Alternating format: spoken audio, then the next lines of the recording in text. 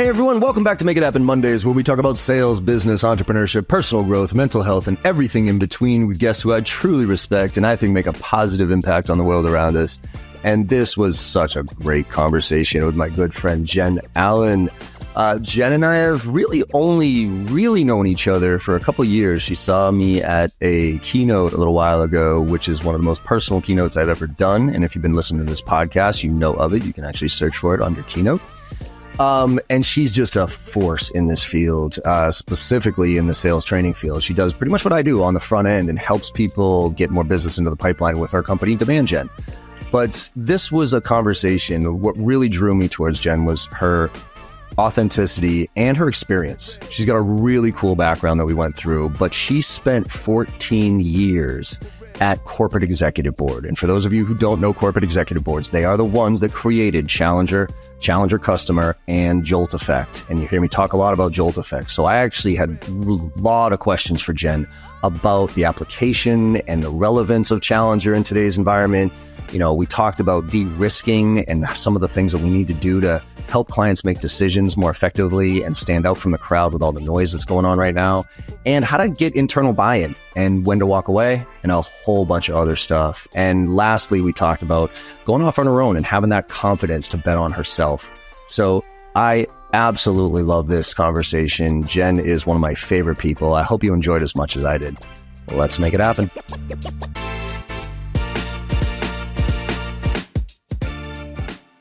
Jen Allen, welcome to the Make It Happen Monday podcast, my friend. How in the world are you? I mean, I've been waiting to make this happen for so long, so I couldn't be better. I could not be better. This is peak podcast appearance, in my opinion. Oh, stop it. It's, I've been following you forever. And when did we actually, I couldn't figure that one out. I don't remember when we first met. I remember exactly where we first met because you are a force and I was at Ambition's peak conference in Nashville when they did it at that brewery or cider place. Yeah, it was the first time we actually met in person. That was the first time we met in person. You were hanging out with Doug Landis. Yeah. And I kind of knew Doug. That was my first time meeting Doug. Yeah. And then I was too nervous to say anything intelligent to you. So I think I just got mush mouth and was like, hi, John, and then ran away and scurried away. Shit. Well, so you actually that was the first time I did that keynote and I haven't done it since. Because I remember you saying it was your first time ever doing it. Mm-hmm. I was like, I remember I had worked on it, I'd gone and worked because doing keynotes, right? I don't do keynotes. I do training that are, cause I don't like just doing a rah, hey, everybody feel good, whatever it is. I always feel like I have to, you ought to walk away with something. So I really tried to work on a kind of a bigger picture keynote there. And that was the whole Sedona going soul adventure type of stuff and everything else. So that was an interesting time, and it was a friendly crowd too. So I appreciate listening in on that one because that meant a lot. Yeah. No, but you've been killing it, and I love your experience, which is why I was so excited. Outside of just you being awesome, excited to talk to you about this because specifically around Challenger Customer and those type of things with your background. But before we get into all of that, Jen, what is Jen's origin story? And I don't mean work. Anybody can look on your LinkedIn, right? Growing up, I want to know where the itch came from, the sales or entrepreneurial itch, your parents, kind of those type of things. So back us all the way up, and then I'll kind of poke some holes in some of this and kind of ask you some questions along the way as you do it, if that's cool. Absolutely cool. So I grew up in a really small town in Pennsylvania, about an hour north of Philly. Very rural, 400 people went to our high school. My dad was a construction worker, never finished high school. My mom finished high school, didn't go to college. She was an insurance agent. And throughout my entire upbringing, all I saw was how hard my dad worked, physically hard. So he did demolition where they were going in and, tearing down bridges or buildings or things like that. There were days when he would work on a job site that was 3 hours away. So he would stay away from home for 3 nights a week. And I remember him getting up at 4 a.m. and coming home at 7 p.m. And his backstory was, without getting into a ton of detail, but he was a foster child. So his parents gave him up when he was early teenagers. He was off on his own. He actually lived in Boston for a bit. when he moved out of his house, and he just had a terrible, terrible upbringing, like not a lot of love. And so they gave him up when a teenager, not even like as a baby. They gave him up as a fucking teenager. And his brothers and sisters too. And so Holy he was someone shit. I just always looked at as like, gosh, he's just always been dealt a really difficult hand. Like he got into this career where it's like, you know, you beat your body up. If you know anybody in construction, it's brutal. And I just remember as a little girl, like just how hard he worked. And what he would always tell me was, regardless of what you do, just make sure you work the hardest at it. And that, for whatever reason, just stuck in my mind. He was also someone that was very big on like, do not get married young. I want you to wait. I want you to build yourself into something that you're proud of and then go get married. And, you know, you don't think of these things at the time, how much they sit in you. But I took his advice probably too much. I didn't get married till I was 40. But I just remember thinking like, I never wanted to be a woman that was dependent on a man to be okay or to be safe. And I never wanted to be in a career where I felt like I had to be away from my family as much as my dad did. And so I think much of it was never like I wanted to be in sales or I was hustling at a lemonade stand or anything like that. It was just, I knew I wanted to be in a career where communication was a big part of it, because as a young kid, like I was always involved in plays and student councils and things like that. And I loved communicating. I didn't necessarily know where I wanted to go with it at first. That's awesome. So you went to Penn State and you wrote on your LinkedIn profile, if I wrote my major, I would lose credibility immediately. And I'm sorry, I have to ask you about your major and ding, whatever your credibility, we're going to build your credibility through this entire conversation for anybody who's listening, but I have to know what that major was. It was recreation and park management. So I started in journalism. I thought I wanted to be a sports journalist, but I'm not a very in-your-face person. So I was in it. I'm like, what are you doing? You would suck at this career. So I said, what's the closest thing to it? And they said recreation and park management. Well, it was just an easy way to like fuck around for 4 years of college. It was definitely like more of a social experiment for me than it was a learning experience. Which actually I'm a big proponent of, quite frankly. I keep saying it to this day that college is a social education. It's not an actual education. You know, maybe your MBA is an education because you're choosing to go back to school and deciding what you want to, but at 18 years old, you have no fucking idea what you want to do. So go have fun, right? Like, good for you. And growing up in a really small town, I'm like, I just had, you know, I didn't have exposure to a lot of different types of people. So when I got to college, I was like, damn, there's a big bad world out here. And I was just like little, you know, redneck Jenny over there. How big was Penn State when you went? I think it was it 40,000? Yeah, gosh, it was so long ago. I'm like, I don't even feel super confident about that answer. I mean, the same thing with me, like so Bedford that I grew up in, it was 12,000 people, you know, total. Yeah. University of Maryland was 35,000 students. Oh, you went to the University of Maryland. Yep. Same thing, right? Totally different. And it was just like, ooh, I'm like, nobody knows me here and it's fucking awesome. I'm like, I can chart my own path. I'm like, all these interesting people, you know, that type of, I mean, we had a Air Force base in our town, and that was literally the only way we had any diversity whatsoever. You know what I mean? Like, we were as white as it could get, and we had like one black kid in the town, and, you know, he was one of my best friends. But then the Air Force base, we got some of that. But then when I went to Maryland, I was like, oh, wow, this is living. So awesome. So you got in, you started with event manager, right? And then but then you quickly, pretty soon thereafter, joined corporate executive board. Talk to me about that opportunity, because I mean, talk about an impact that an organization has had on the sales industry. Was that a conscious choice for you to say, hey, I need to get I'm going from event management and this is like, just talk to me about that decision and how that came up and why you made it. Oh my gosh, I wish I could say it was some well thought out plan. But when I was doing event management, I was working at a small family owned company outside of Penn State. So I was living in Penn State area, not going to Penn State, which is just not as fun as it might sound. And so I had a college roommate that had moved to CEB, and she was working in their meetings department. She said, you should apply for an event management role here. I said, sure. She's like, great happy hours, great people, super fun, like work hard, play hard type culture. That was all I needed to hear. I was in DC. I'm like, get me out of central Pennsylvania. And then when I interviewed my pre-screen, they were like, we don't want to put you in event management. We want to move you into account management or sales. And I was like, ooh, I'm not really cut out for that. And they're like, just have the interview. We'll give you a couple options on the other side of it. So I interviewed with this woman, Jessie Dingwell, who would go on to be my first manager.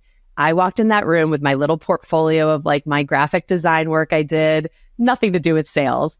And I just remember being so blown away by her. In the 30 minutes I spent with her, I was like, I think I just want to be this woman. She had such a force of presence. She was confident, but she was still kind. She was so smart. The way she communicated just blew me away. And I remember thinking, I don't care what fucking job they offer me. Like, I'm working for that woman because I want to learn how she got that way. And I was lucky enough. I ended up getting the job with her starting in account management as like a entry level kind of cold caller. So 14 years there. Yeah. Right? Which is extremely rare in sales in general and also in tech. Even though they weren't tech, they were, was the majority of corporate executive board at the time, was their focus on tech, or was it just sales across the board? No, actually, my first time working really with tech or in tech wasn't until I went to Lavender. It was a lot of kind of good old boy industries. I usually had like the Midwest territory, so I was working with a lot of manufacturing, healthcare, things like that. Less exposure to tech, honestly. Okay, which is actually better because it kind of gets you grounded here because this tech industry is batshit crazy. So before we move to the Lavender and the other, now that what you're doing now though, challenger sale, right? Mm-hmm. I remember getting in a little bit of trouble a while back when I was at a Sales Loft conference because I was standing up in front of a couple thousand people, whatever it is. It was like when Challenger just started coming out. And I was like, could y'all do me a favor and stop teaching 22-year-old kids how to be a challenger, please? Like, this is like you're giving a shotgun to a 5-year-old at the end of the day, and they don't have the strength to pick it up, for fuck's sake. So then there was Challenger customers, but I want to dig into Challenger sale first. What do you think is still relevant in today's world about Challenger sale? And for those of you who haven't read the book, let me just give you two components of it. This is my dumbed down version of Challenger sale. Part of it that I like the most, which I think is the most relevant, is lead with insights, right? Hey, this is what's happening in the marketplace. Let me show you how we can help you get there, whatever. So you are the industry expert. The other side of it is challenging. Like, and I say this, you don't say this, but it's, hey, you make this decision once a year. I help people make it every day. Let me show you where people make good decisions and bad decisions, right? So with that, like, you don't say that, but that's kind of the mentality. It's like, so what was the best thing out of that for you from a framework perspective, for you as a sales rep? Forget about corporate executive board and what they were selling. What did it teach you the most, and what is still relevant today that is the most relevant out of that book? So I started my career in account management 2004. First 4 years of working in that, I was 100% through and through what the book would classify as a relationship builder. I was focused on being likable, accessible, nice to do business with, asking about their kids, whatever. 2008 hit, and then all of a sudden, all of my friends went away, right? Because they had to make really hard choices about things that were going to help or hurt their business. And my likability just did not play into that. So I had a really rude awakening in 2008 because you go through this thing thinking it's me and my personality that makes people want to work with me. And I realized it wasn't. And so Challenger initially came out, not the book, but the research came out like right at that time. And I remember sitting in a room and Brent Adamson was like, here are the 5 profiles we uncovered. Raise your hand for which one you think you are and which one you think wins. And I threw my hand up so hard for relationship builder, and then watched as it was the lowest likelihood for performing as a high performer. And I remember thinking the things they were talking about, building constructive tension with your customer and bringing a point of view, I was like, I don't do those things. Can I do those things? And I think the name of the book really probably did more harm than good because people interpreted it as go in and push your customers around and tell them what they don't know. Like, I don't even like the term of educate your customer because I'm like, you have to invite that. You have to earn that. That's like, you don't just walk up to someone and start educating them about anything. And so once I really learned what it was about, which is just this idea that like we as humans are far more wired to avoid risk than we are to work towards a benefit, then I started looking at my deals and realizing almost all of my deals I were losing weren't because the prospect was saying what you do isn't good or even better than what we're doing. It was just because I hadn't made it such that they looked at their world and said, we have to change. And so what I really took away from it was this notion of like how you build a point of view about a prospect's business and win on that, as opposed to winning on like, we have webinars and we have events and we have this website, which candidly in 2008, nobody fucking cared about. So I think that was my big takeaway, is like, I had to be much more interested in my prospects business than how much time I spent trying to get them interested in mine. That was a byproduct of being really interested in theirs. Yeah, I think that the risk factor, and that's going to jump to jolt effect when we talk in a minute. But what's the one, the grinder or the hard worker or whatever it is? Yeah, the hard worker. Mm-hmm. Yeah, that's me. Like I've realized that's me. Like if I were to pick one, and it's not, and it's gotten me through, no question about it. And I'm a challenger, obviously, and obviously I'm a relationship person and those type of things. But I have in my entire, like going back to your dad's work ethic and that type of stuff, that is. I think it's because I diminish education, and I kind of put myself down. I'm not the smartest kid. I'm not dumb, obviously, but I also knew that that's what I knew I could control. You know what I mean? I could control my efforts. So as much as, yeah, it's not a numbers game, I to a certain degree still believe it's a numbers game, but you have to be smart about the numbers. And I'm still trying to this day to get to a point where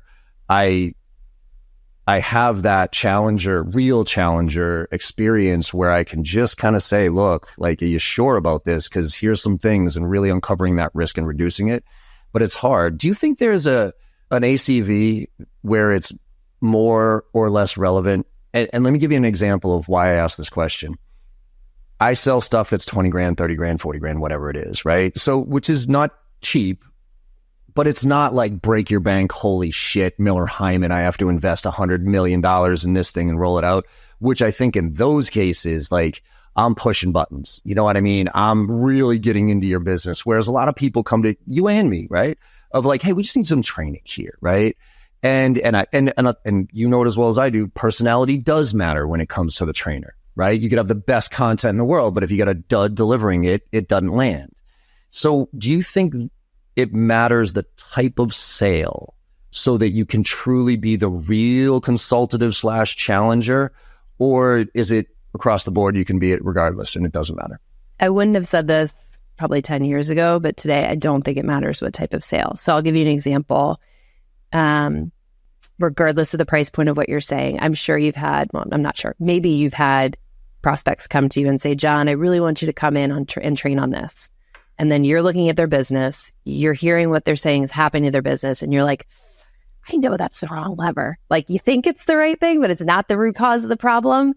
Like, in my mind, challenger is about being willing to have that uncomfortable conversation to say, we can totally look at this. So like, one of the biggest deals I ever won was an inbound lead for negotiation training. Our challenger didn't have a negotiation training. So I was never going to win that deal if I was trying to convince them that we could somehow like move our stuff around and work and, do that.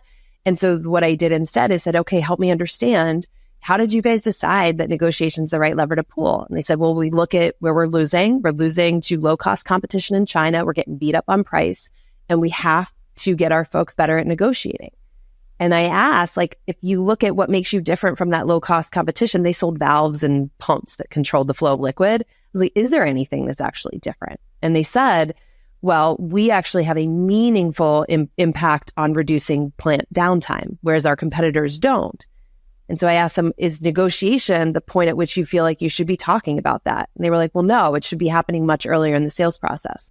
Okay, so why is it that you've decided that negotiation is a thing? And I think what I learned over time, like Challenger took me a while to really understand it, was it's less about me telling someone you're doing it wrong and more about asking questions that get them to have that aha moment where they're like, shit, like 1 + 1 = 3 here. And like, I think there's something about the transfer of that like aha moment. I don't want to be the one to have it for them. I want them to ask the right questions to get them there. Once I figured that out, I was like, this is addictive. Like, you want to help people see that light bulb moment. You want to help people look differently at things. So I think even if it's $5,000, I've had deals that have come in, we want training on X, you get them to reframe the way they look at the problem, but not, I think the most important thing, and then I'll shut up, is just not for your own benefit. Like I would rather have someone walk than buy something from me they don't need. But in many cases, I think it's just hard to figure out root causes of the problem. It's why people get paid the big bucks to do it. Yeah, and it's funny because I did that post of, there was a Shark Tank episode, I don't know if you saw that on LinkedIn, with Damon and Lori, and they were both going after, so this guy was selling these suitcases, whatever, and Damon and Lori were fighting each other for it, and the guy left, and then Damon looked at her and was like, what's your experience in the space? She's like, I have great experience, I have these things, and da-da-da-da, blah, blah, blah, and he's like, The guy came back in, he's like, he goes to start negotiating again, and Damon says, I'm going to stop you right here. She's a better fit for you. And it was like, and all the sharks were like, wait a minute. Cause I had actually never seen that happen on Shark Tank, right? Where one of them, they were head to head, and Damon was probably going to win cause he had the connection, like New York and all this other stuff. And he bowed out because she's a better fit. I used that post to explain, I'm like, it is always better to know exactly what you are great at and then go find out what all your competitors are great at. And if you're great, push as hard as you want. But if you're not, give it to somebody else. Yes. And it's one of those things that I think takes a while for sales reps to learn about the value of that. I mean, I'm knock on wood, and I hate talking about deals before I get them because I need this one. It's a big one. This is good. But, we were going through the negotiations. Yeah. And I had this simple question because they wanted negotiation training. And I said, could you help me define to me what you think of as negotiations? And they were like, well, and they kind of were fumbling all over the place. And I'm like, let me simplify this for you. Do you think negotiations is when we start talking about price and the contract and the deal, or do you look at negotiations as from the minute you start talking to the client? And they paused and said, yeah, no, negotiation starts in the beginning. Okay. Make sure you're clear on that though, because if you need contract negotiations, go talk to, Talk-A-Pony, a couple of good friends of mine who are really good at that moment in the sales process. But if you want to reframe this entire conversation around negotiating from the minute somebody says, send me information, then I'm a better fit. And one thing leads to another. They talked to 3 or 4 other vendors. I gave them 3 or 4 of them. I was like, go talk to them, go talk to them, go talk to them. I go, don't talk to them because they're going to try to convince you otherwise. But this is what you're trying to understand. And they came back and they were like, yep, we want the whole thing. So I was like, yes. See, and that's a confident buyer, right? Like you're not trying to weasel them into, no, just look at me and don't explore. I want someone to feel so confident when they sign that they've made the right decision, because purchase regret freaking sucks. And we pay for that on the other side. So I am a huge believer that like part of what made me more confident in doing that type of thing was having an abundance mindset where you realize literally any company in the world can buy freaking sales training. I don't need to have this death grip onto every single opportunity that if I don't win it, I'm somehow going to fail. Like I love disqualifying. I think most great salespeople love disqualifying because you're like, I don't want to spend my time working a deal I'm going to have to reinvent the wheel on. That sucks. I mean, especially as the person delivering it too. I mean, you and I are. It's one thing if the software doesn't work and we get our customer success, and I never fucking talk to you again. It's like, all right, sorry, I got my commission check. I'm out of here. But like when we're sitting there up on stage and we're struggling to connect with the crowd because this isn't the right fucking fit, like that is one of the more awkward shit shows you could. I mean, I can't tell you how many times I've like done a song and dance up there. I'm like, okay, I got to distract you a little bit here because what I'm talking about isn't really as relevant to y'all. So been there. Yep. Right.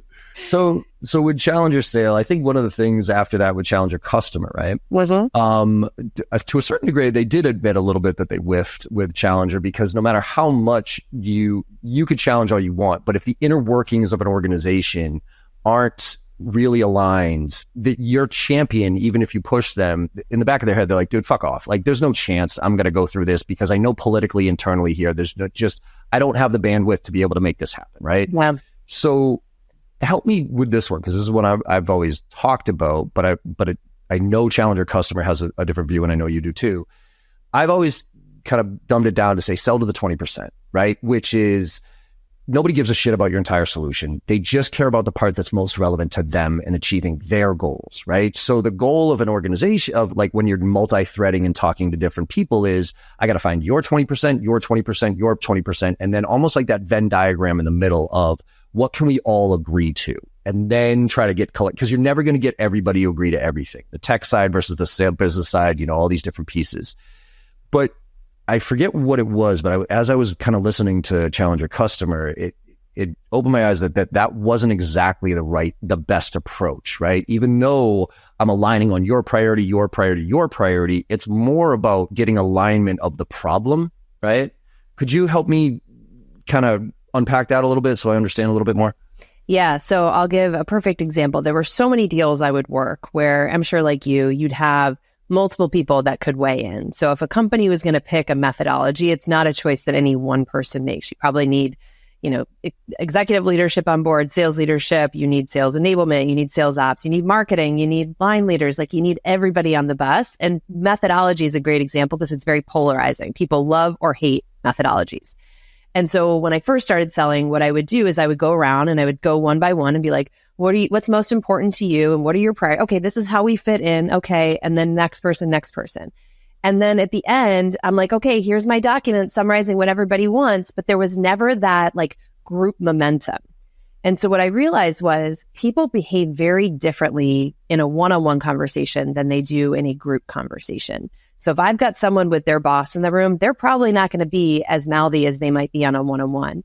So it taught me my very first step before I ever try to get people to buy into the problem, I really need to get people together and get them to openly disagree about the problem. And so I went from this mindset where I'm like trying to get everybody to agree with me. This is why this solution would work. This is why you need to solve this problem today. And instead going towards, one person on the team is really passionate about this. And here's the math we did on the cost of inaction, but I want y'all to disagree with it. Where do you see it differently? And intentionally seeking disagreement in a group meeting was probably one of the single best things I ever learned to do as a salesperson, because one, you get honest answers. And two, you start to really quickly identify what companies are just so dysfunctional that they'll never make a decision at all. Like I could have the cure for freaking cancer and they're still not going to buy it because there's way too much like political inner workings that they're not going to agree on anything. And so going back to your question, like I find that often in my own career and then a lot of sellers I've worked with, we're in such a rush to like accelerate the sales cycle that when we get in front of the group, we're like, here's the solution and here's how I'll help you and you and you. But we never really give them an opportunity to step back and say like, I'm not even sure this is the right organizational problem for us to solve. And so that's like why I slowed down my process and said, we've got to start there, because if someone can't agree on a problem, there's no fucking way they're going to agree on a solution. Right. Okay. And I think that's the problem-centric selling, right? It's like, talk Keenan, gap selling, what's the problem and your current state, future state, those type of things. And getting people to agree to that. If they can't, do you try to help them, or do you literally just, you're like in your head, your scorecard is like, this isn't worth it? I mean, obviously the dollar figure is going to determine a lot of that, quite frankly. But when do you realize, or what are the indicators that you look at in that process that you're just like, okay, this isn't worth my time because they're not going to be making a decision? Yeah. So I think one of the big reasons I'm such a fan of cost of inaction, using that as an approach to help people understand a problem, is if I get if I get a group of people who cannot agree on a cost of inaction, I just think it would be really difficult for them to agree on a cost of solution. So like I'll, with my champion, work on like one of the things I used to do when I was a challenger would be like, let's look at your pipeline through the lens of status quo. So pull a list of all forecasted opportunities that have not met with a seller in the last 30 days. I would argue if they're not talking to your salesperson in the last 30 days, it's probably at risk for status quo. And then come back to me in our next group meeting and let's look at the pipeline value associated with that. And I remember I talk about the story all the time, so I apologize if you heard it, but there was one company who came back, big company, and they had just come inbound being like, we want to do some training because we just want to update our training. I'm like, this deal is going nowhere fucking fast. Told them to go back, do that exercise. They came back and they said, we found $90 million in pipeline without a sales conversation in the last 30 days. This just went from like, maybe let's visit our training to now we have a new way of looking at this business problem and we need to figure out a way to preempt that. And so that's an example where like, when that entire group got excited about that, I knew I had something. If I would have had people constantly like, well, but to a point where they could never reach consensus, I'd probably back off it. There's just way too many opportunities to work in this world to try to spend my time convincing someone of a problem that's right there in front of them. Where do you put social equity as part of this, as far as like your stature versus their stature? Because, and the reason I'm asking this question is, Jeff Hoffman was my mentor. Yes, I just talked to him yesterday. Oh, you did? The first time, and he brought up, he was like, I love John. I'm like, I'm talking to John tomorrow. Jeff, how'd you get connected with it? What was the conversation for? He started following me on LinkedIn. I think I had written something about his Basho framework, which is when you were there, right? Yeah. And that's how we initially got connected. And then he just reached out yesterday. I was like, I just kind of want to support what you're doing. You seem legit, like nice person. I was like, this is the nicest call I've had in a long time. He is, Jen, amazing. He is honestly, I talk about natural born sales professionals and how I really think there's only about 5% of our population that are true. And I don't mean the douchey, sleazy one. I mean like knows what questions to ask, knows how to command a room without even trying. He is that guy. Like there is no, he's the artist, I'm the scientist. Yeah. And but he puts a lot of weight towards social equity in the sense that he thinks like, he talks about being popular, right? Like you might be important in your business, but I'm actually more popular than you. So he kind of has this little kind of game that he plays, but he doesn't like, I think it's Jeff because he is who he is, but something like a summary email that I send, for instance, he thinks that's diminishing your social equity because it's like, you're doing the work for the client. They should be doing the work. So where are you at? Like how much you give to the client versus how much you ask of them? This is a very interesting question. I don't think I've been asked before. I think I'm constantly, and maybe too mindful of reducing buyer effort, just because once I became part of an actual buying process, I realized how much it sucked and how many moments across it, I was like, I wish the seller had just helped me like preempt this and not let me walk into this pitfall and all the like politicking that you have to do to buy. So I'm constantly mindful of like, what could I do for them? And again, maybe it's too much, but I'm very interested in making it as easy as possible to buy. The other thing I will say, and this is something I think I struggled with as a woman, someone who went to school for recreation and park management, someone who doesn't have a book, like I don't have the pedigree. And so I never try to pretend like I do. I think my point of view is when I was younger in sales, I was always trying to act like what I thought the world's best salesperson was like. And it was very inauthentic. It was very obvious. And I probably got myself into more trouble doing that than when I just came at it from the position of, I am not an expert. I will never call myself a sales expert, but I have spent over almost 2 decades working for organizations that study buying behavior. That's what I'm bringing in. It's like, I'm the mouthpiece, but you're not buying my brain. You're buying all this stuff behind me. And that just gave me a lot more confidence just to be who I was and stop pretending and trying to use big words and impress people, because it didn't matter about impressing them. It just was like, can I help them get to a clear picture of their problem? So this is going to be a question I'm going to ask Guy Kawasaki. What are your thoughts on fake it till you make it? Let me really think about that. Because it's hard to look back and imagine what it would have been like if I had done things differently. Like if I've started at the beginning just being like, I don't know what I'm talking about. I'm 23 years old. I'm in a room with a CMO at GE. Like, I don't know. I think I probably wouldn't have won a lot of deals. So in some sense, if I'm being honest, there probably is some truth to fake it till you make it, just because credibility matters so much. But I think where I would draw the line is not faking who you are. I remember there was a woman that I sold to who was just, she was just awesome. She's like one of those pivotal moments. And she'd said to me, I was in a meeting with her. I was, sharing the latest research that year from CEB. And she stopped me and she's like, can I just ask you, like, what do you think about these findings? And I was totally not prepared. And I was like, well, what our membership has said. She's like, nope. What does Jen Allen think about this? And because we had a decent relationship, I was like, I don't even know how to answer that question. She was like, and that's what you need to work on. You need to have a point of view because yes, you're helpful. Yes, you're smart. But what makes me want to work with someone is feeling like there's something in it, like something emotional in it for them. And you are just showing up saying smart things, but it's not sticky. It's not memorable. And so I think that was a moment where I kind of got called out a bit for faking it till I made it. And to this day, it stands out as a conversation that really changed how I showed up. I love it. It's funny, Josh Braun, right? So he tells this story of when he immediately loved me for whatever reason.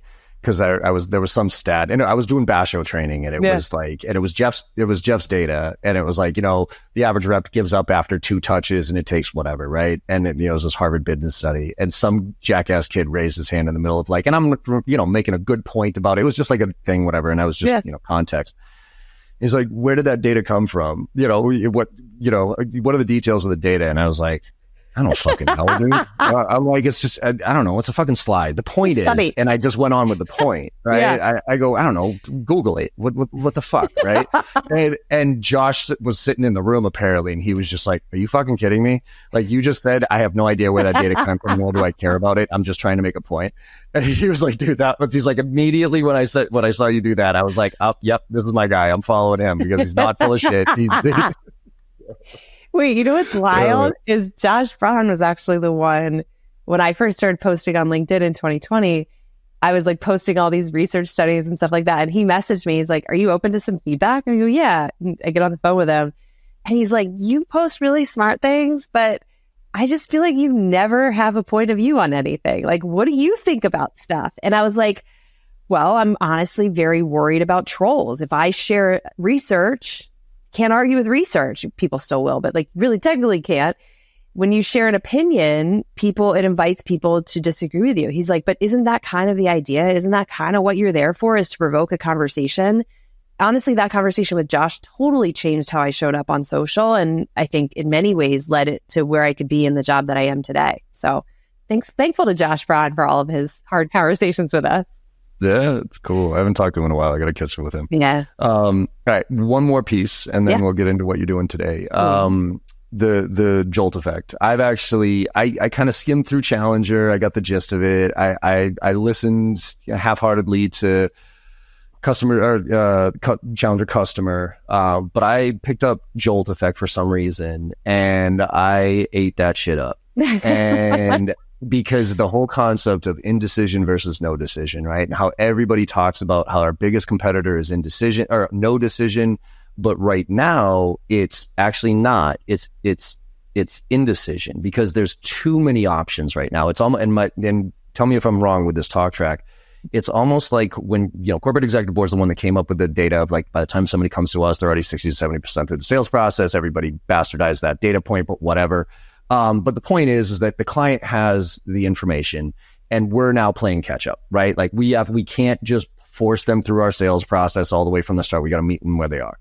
But my sense of jolt effect was that now it's almost like there's too much information and there's too many options. So, and people don't get fired for not making decisions. People get fired for making bad decisions. And so with that, with jolt, like it's all, you had said this previously, even with challengers, about de-risking the solution, because I've never been in an environment, you actually even said it earlier, I've never been in an environment more than right now in my 28 years of selling, that people agree that my solution or anybody who I'm working with is better than what they're dealing now. And they look, yep, absolutely, it's far better. Actually, it's cheaper too. I'm still not going to do it. With this risk fact, and I'm going to put myself in this exact situation, by the way. Last year, when ChatGPT came out, I immediately knew I was in trouble. I immediately knew that there was going to be a version of me as an AI that was going to be better than me, faster, more languages, 24/7. So I jumped into it and started talking to vendors about creating a version of me with all my data in, like the Kawasaki GPT thing I was telling you about. And I would go like pretty far with one group, and then all of a sudden a new release would come out from ChatGPT. I'd be like, fuck, like that's what I thought we were going to do. Okay, well, never mind. Now we go here. It took me over a year for me, and wanting to do this. And I finally just recently signed up with a group that's going to work with me on this. So let's take out money back guarantees. Let's take out the obvious de-risking things that we can put in that sales reps typically have no control over. How do you, as a sales rep, de-risk a situation for a client to make a move that is even, not light years ahead, no brainer shit, but what's the process to go through to uncover the risk and then de-risk it for the client?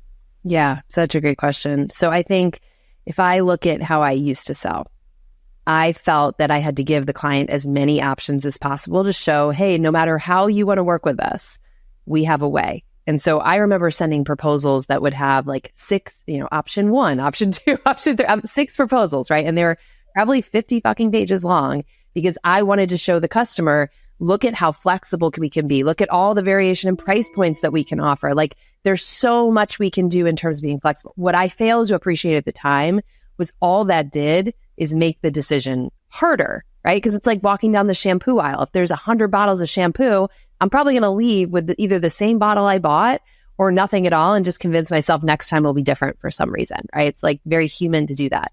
So one of the things I think that I really appreciated as the jolt effect was just the idea of being prescriptive. So recognizing you are going to take a risk either way. By not showing every option, maybe you run a risk that they really wanted the cheapest option and you didn't show them. But that ultimately should come out anyway in the process. We just have to have a little bit of faith in the upfront to say, based on what I know about the business today, the problem as I see it today, there's a whole range of options we can offer, but I'm going to spend time on option 1 and option 2, and here's why. Then on top of that, what I'm asking them to do is say, now here are the questions I want you to ask yourself because I can't make your decision for you. Give them questions. And then almost like what we were talking about before with the negotiation example, I want you to go talk to these 3 or 4 other places before you make a decision. In my opinion, I think that does so much for decision confidence, which is really the thing we're up against, right? It's like, I want to know if I sign, I'm not going to be fired for this. People aren't going to be like, Jen, why did you buy this? We really wanted this other thing. So I think being intentional about limiting the number of options and then giving them action steps to say, now go evaluate it against this and this. 1, it shows you're confident. 2, it helps them get the right information because where I think people stall is just there's too much. I go in a community, I ask a question, there's too much. So like giving them direction on here's how another client has been able to decide if this is the right answer, I think was the thing that used to work for me. So what's the difference between simplifying the decision and de-risking the situation? Because, and hold, and I'll, a little bit of context. Yeah, please. Example on my end, and this actually connects with Doug Landis. So, we bought our house and we building out our backyard, right? And at the time I didn't have a ton of money, right? Yep. We had just bought the house. I was going to drop another $100,000 on the backyard, right? Type of thing. So I was being super cheap. Right. I was like looking at, and we found like my wife knew somebody who was a gardener and a landscape architect and all this other stuff. And she was kind of one of those catch-all people. Right. And I was like, okay, so we want a patio. She's like, oh, we can do that. I want a pergola. Oh, I can do that too. I'm like, wait, so you're a mason and a carpenter. Okay. Like all these different things. And then she would say, okay, why don't you just go down to the local stone yard and pick out the stones that you want? I don't know if you've ever been to a stone yard. Like it's fucking rows and rows and rows of stone, and I have no idea what is what. So, I find something I think is cool. Of course, it's the most expensive one, right? Or I find the cheapest one, whatever. And then and then she puts together this proposal, and I just felt uncomfortable with it, right? And I'm like, I don't know if this is the right thing. So I brought it to my Mason buddy, and he was like, dude, fuck that. Go talk to these people. And I went to talk to these people, and the guy said, what are you trying to do? I'm like, oh, this was. He goes, okay, here's the go. You want a patio? Here's the 3 different types of stones you can choose. This one, or this one. This is the benefit, pros and cons, pros and cons, pros and cons. Which one do you want? I was like, that one. He goes, okay, you for your kitchen set, do you want fieldstone or do you want granite? 2 choices. I was like, granite. He's like, okay, for the top, do you want travertine or this, that? Okay, cool. And it was one of those things where they were the expert. They were giving me like the tailored options. I actually spent way more money with them because they made it fucking easy for me and I knew they were the experts. But they didn't, I don't know whether they de-risked the decision for me or if they just made it easy for me. So what is the difference from your perspective of making the decision clear and sifting through the bullshit and giving me an option like that makes sense as opposed to 50 options versus I'm scared this isn't going to be the right decision?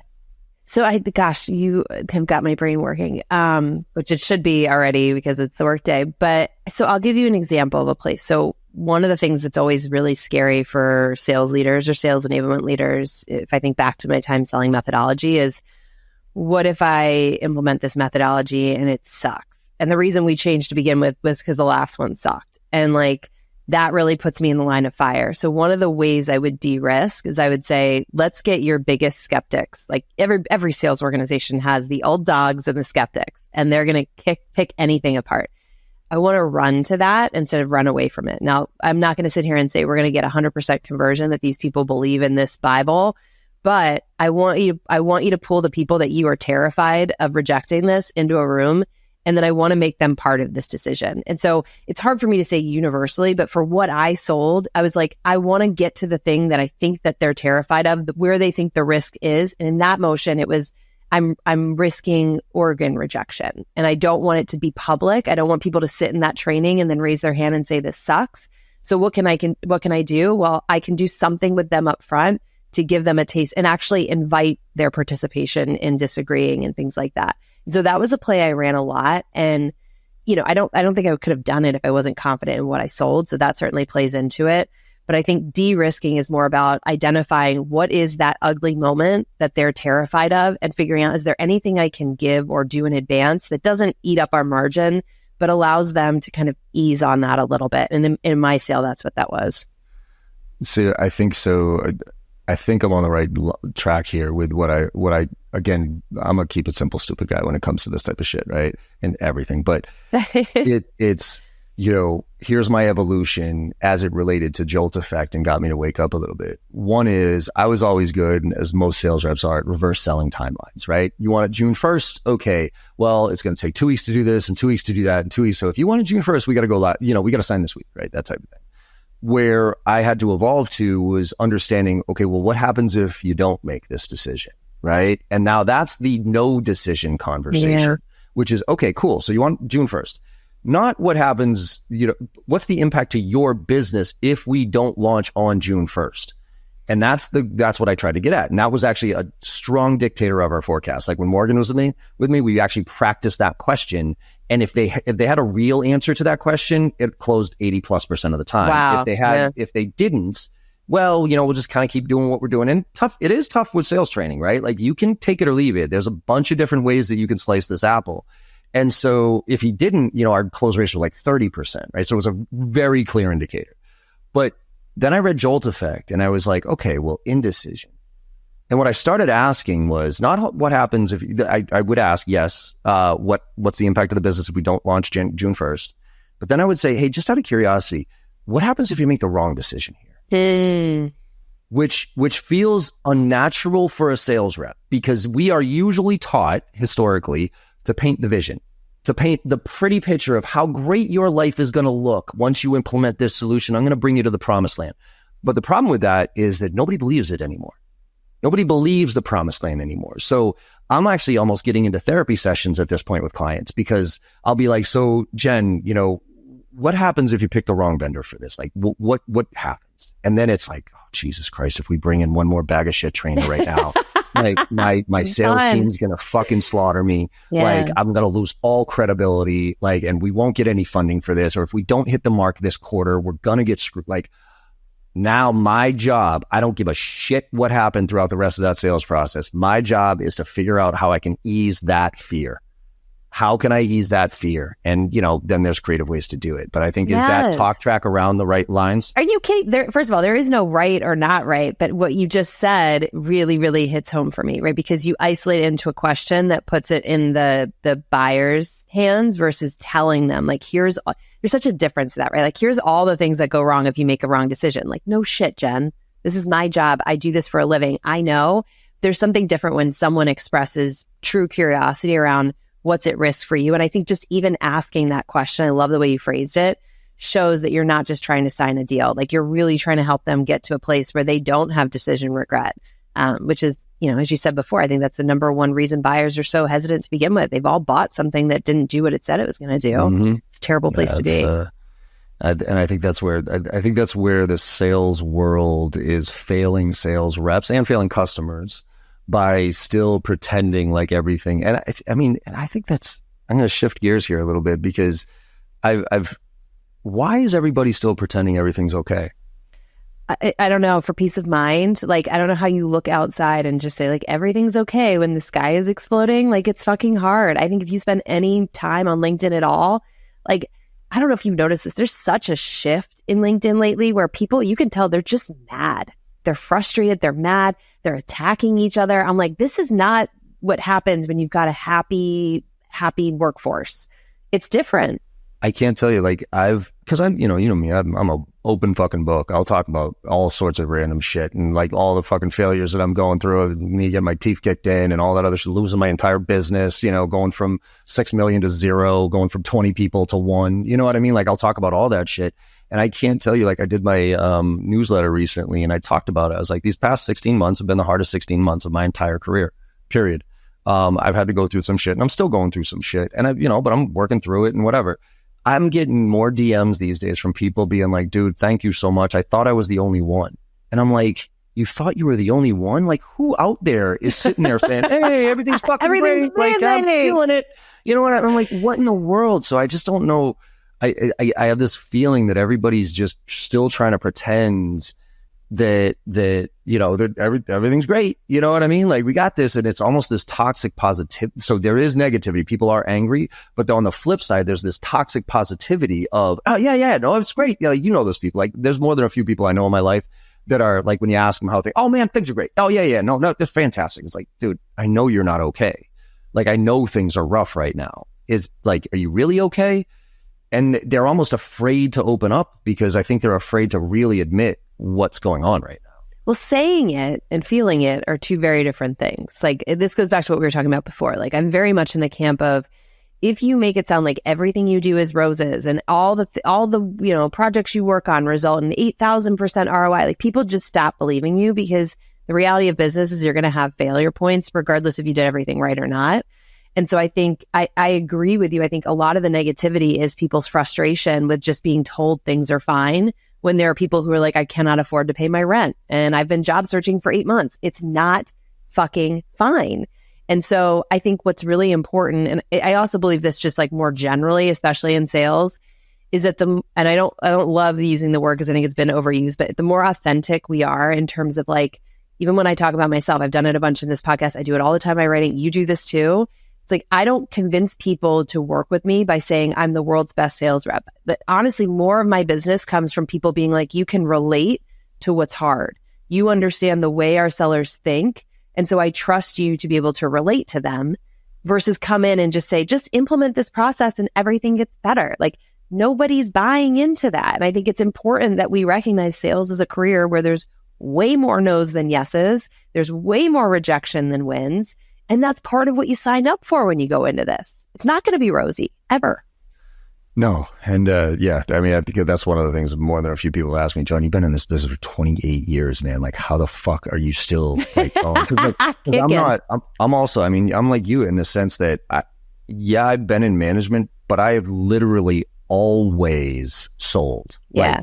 Sold. Had a quota, had to, and they're like, dude, I'm in this for 3 years and I'm already fucking burnt out. Like, what in the world? And I'm like, yeah, well, part of it's DNA, right? Part of it's your support system, right? As far as manage it and all that other stuff. But then it's a belief in what you do.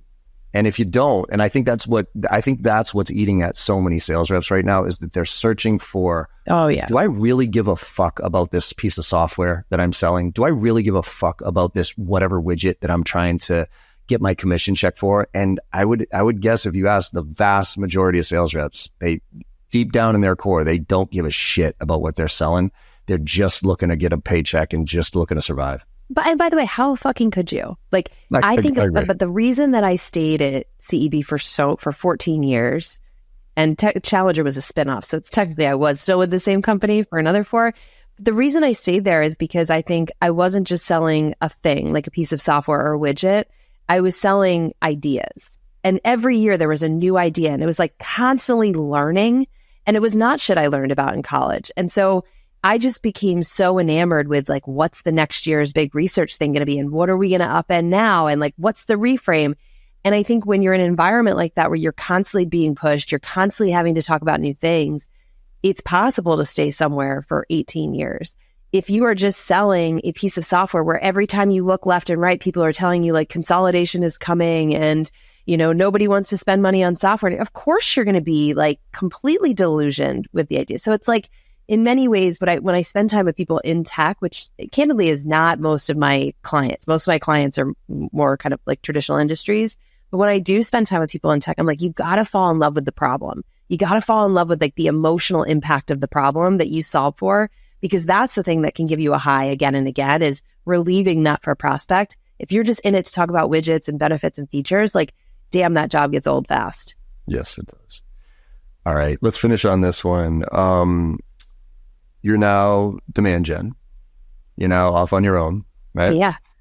What brought you to that decision to go off? Because I'm going to skip over Lavender. You know what I mean? Like, you had a great time there. Cool product. Absolutely. Thumbs up, Lavender. But what made you decide to bet on you and take this leap? And a nuanced component of this too is, how did you have the confidence to make that switch? So I'll give you my honest answer, because that's the only answers I give. I chickened out at first. So I left Challenger December 2022. I was the chief evangelist. I created that role. I was just ready to leave. Left December 22. My plan was to stand up DemandJen. I booked a bunch of speaking engagements, and then Lavender approached me and was like, hey, we've got this role. And I was like, yes. I mean, I think I took a day to accept it, because I was like, what if I fail? What if? So then I got into Lavender. I worked there for 9 months, and it was always eating at me. I was like, I'm working so hard for this business. What would I do for my own self? Like, what would I actually do? And at the same time, like I had said before, I got married late in life. My husband has 4 kids. I was also looking at how I was spending my time, and I'm like, I am treating this job like a child. I have no work-life balance, not because of Lavender, but because of myself. And there was never going to be a high enough bar for me where I worked hard enough. And so those two things came together, and I realized, like, you have to try it. If you fail, you can go back and get another sales job. You got a great resume. Like, what are you worried about? And so when I left in September of 23 and went all in, it was just because I felt like I could no longer ignore it. But I would be lying to you if I said, like, you know, I was so confident, I just jumped and did it. I didn't. I jumped, and then I got back in the plane and was like, get me back in here. I want to be safe. So now looking back, I really wish I would have done it a bit sooner, but I don't regret any part of my career, because even with Lavender, like, I wouldn't have had the exposure to tech if I didn't have Lavender. So there's always a reason I think we do things, but it was not easy for me to make that jump at all. It's a similar track on mine. Like, I chickened out. Like, Bashos, let's go to Hoffman. You know, literally, Hoffman stepped aside to bring a new CEO in, and that CEO basically, and then Jeff left, and then that CEO burned the place to the fucking ground, basically, and fired us all in one day. And I remember everybody's zombie, you know, and my skill, if I have one, is I think I can look at situations with limited data points and be able to make pretty good decisions without much information. And so I was like, wait a minute, this guy just walked away from what used to be a $5 million business with an insane client list and all this other stuff. Like, what's he going to do with it? And so I kind of went in and I was like, hey, what are you going to do with the training? He's like, I don't know. I was like, fuck, can I have it? Right. But I should have gone off on my own, because I had the client list and but I was still chicken shit. And so I agreed to have 2 other trainers come with me, and we created a business. And that was the wrong thing to do, because we were just 3. We didn't choose to go to business together. We were just the 3 guys left standing at the end. And so we immediately did this. And for 3.5 years, I'm like, what the fuck? I'm doing all the work and I'm bringing in all the, I'm like, what the fuck am I doing here? And then there was an easy split after that. So I mean, arguably I should have 3.5 years earlier gone off on my own. But to your point, I'm glad I didn't, because now I have the experience and the context to be able to, first of all, help other people going through that, but also just understanding what my risk tolerance is and where and when and why I should bet on myself and go for it. So absolutely. And I think you realize, looking back, like, it probably taught you, just like it taught me, so much about what you didn't want to do. And when you don't have that experience, I think it ends up, you pay for that later. So I think, you know, I would say I always struggled with self-confidence. And I think many of us who do what we do probably fall into that bucket, right? It's like, on the outside, we look like we're really confident. We believe in ourselves through and through. And it's like, on the inside, you're like, I don't fucking know what I'm doing. Like, imposter syndrome, still to this day, imposter syndrome, right? Yeah. Yeah. And I have learned to love that. I've learned to recognize that means I'm doing something that scares me. And if I'm doing something that scares me, it means I'm not standing still. And like, that is important. So I think being afraid of making the move is never a bad thing. It just shows you you're doing something that's going to be hard, and hard shit gets you paid. So exactly. Jen, this was awesome conversation. I'm glad I could talk to you for hours. Yeah. I just adore you. Well, tell everybody where they can find out more information about you, what you're working on these days, and really what you kind of, where your sweet spot is, what you love to do. Yeah. So DemandJen.com, it's not an impressive website, but hey, it's a website. Obviously on LinkedIn, that's where I spend a lot of my time. Where I get lit up, where I love spending time is helping sellers really nail the early stage of the buying process. Like I would never have someone bring me in for mutual action plans, negotiation, anything late stage. I do believe how you open a deal is how you win a deal. So I do a lot of workshops with teams on like cold emailing and messaging and how you open up a kind of two-way dialogue with a customer or prospect. So that's where you'll find me, going all over the country doing that fun stuff. Love it, love it, love it. Awesome, Jen. Well, thank you again for coming on. Thank you. Let's have this conversation again. I know we're working on another little thing that hopefully will get picked up. Hopefully. And we'll see where it goes from there. But it's been an absolute pleasure. John, thank you. And thank you for all that you do for the sales community. You are a breath of fresh air. And I appreciate so much you having me on. Thank you so much. And everybody else, hopefully enjoyed this conversation as much as I did. And like I always say at the end of all these podcasts, go out there and make somebody smile today, because no matter how bad your day went or you think it's going, you make somebody smile today and you know you had a good day, and the world needs a lot more of that right now. So thank you all very much, and I will see you on the other side. Hey everyone, I hope you enjoyed that conversation as much as I did. With your support and our incredible guests, we're one of the top sales podcasts out there right now, and I can't thank you enough. Now, to keep the momentum going, it would mean the world to me if you could go and leave a 5-star review on your favorite podcast platform and share some of your favorite episodes with your network. Also, I am super excited to be launching my new newsletter, where I'll be sharing everything I know and everything I'm learning along the way while I'm out there selling every day just like you. Go to jbarrows.com/newsletter to sign up today. Let's all level up and make this happen together.